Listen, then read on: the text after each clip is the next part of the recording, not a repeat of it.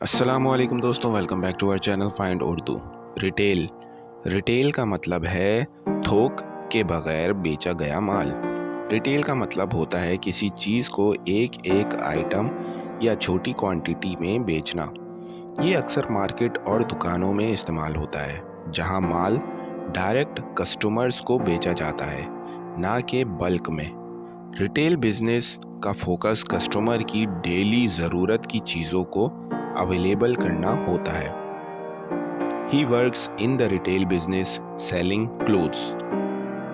वो retail business में कपड़े बेचता है। तो दोस्तों, रिटेल का मतलब है छोटी क्वांटिटी में डायरेक्ट कस्टमर्स को माल बेचना। उम्मीद है अब आपको रिटेल का मतलब समझ में आ गया होगा। मिलते हैं नेक्स्ट वीडियो में। शुक्रिया।